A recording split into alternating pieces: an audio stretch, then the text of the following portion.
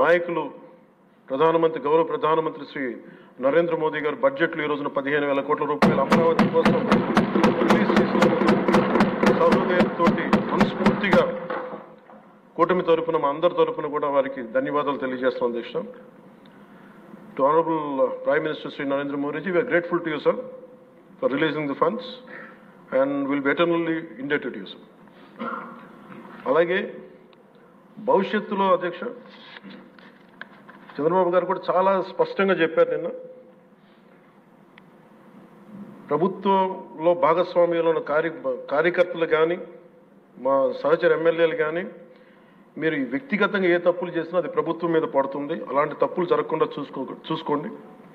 అలాంటివి జరిగితే మటుకు నేను ఎవరైనా స్థనామానం లేకుండా నాకు వాళ్ళకి సిస్టమ్ పనిచేస్తూ ఉంటుంది, అది మీరు అర్థం చేసుకోండి నేను ఏ ఉద్దేశంతో చెప్తానని చెప్పారు అధ్యక్ష. ఇలాంటి తప్పులు జరిగితే అవి వ్యక్తులు చేసిన తప్పులు పార్టీలకు కానీ ప్రభుత్వానికి కానీ చెడ్డ పేరు రాకూడదు.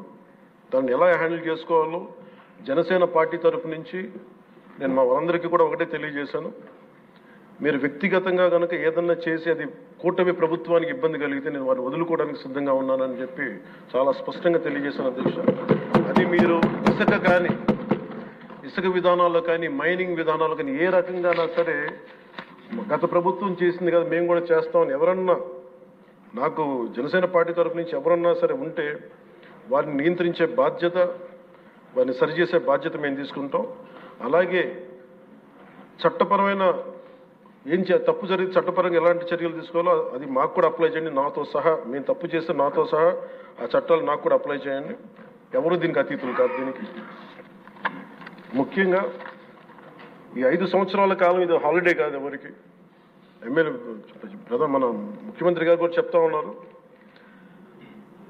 ట్రాఫిక్ జామ్స్ ఎంతసేపు జరుగుతున్నాయి, ఈ ప్రోటోకాల్స్ ప్రకారం సెక్యూరిటీ హ్యాజర్డ్స్లో ఎంతసేపు ట్రాఫిక్ నాపుతున్నారు, ఒక 2-3 నిమిషాల మించి ప్రజలు ఇబ్బంది పడకూడదని పదే స్పష్టంగా చెప్తా ఉన్నారు.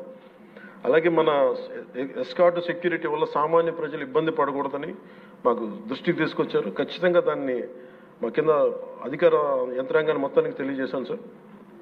అలాగే ఈరోజు మనకున్నది భవిష్యత్తు బాధ్యత. ఇది కేవలం ఈ హౌస్లో ఉన్న వ్యక్తులకే కాదు అధ్యక్ష, ఇంక్లూడింగ్ బ్యూరోక్రాట్స్కి. గత ప్రభుత్వం చాలా అవుట్ రైట్ తప్పులు చేస్తూ ఉంటే కూడా బ్యూరోక్రసీ చాలా వరకు చాలా నిర్లిప్తంగా ఉండిపోయారు అధ్యక్ష. ఒక్క ఐఏఎస్ అధికారి ఉంటారు, ఈ రోజున ఐఏఎస్ అధికారి ఏ శిక్ష పడకుండా వెళ్ళిపోయాడు. ఇలాంటి పరిస్థితులు జరుగుతూ ఉన్నాయి. So bureaucracy also has to take responsibility. And of course media ఏ సమస్యని హైలైట్ చేయాలి, ఏ సమస్యని హైలైట్ చేయకూడదు, ఏది ప్రజలకు అవసరం అనేది మీడియా మీద కూడా బాధ్యత ఉంది.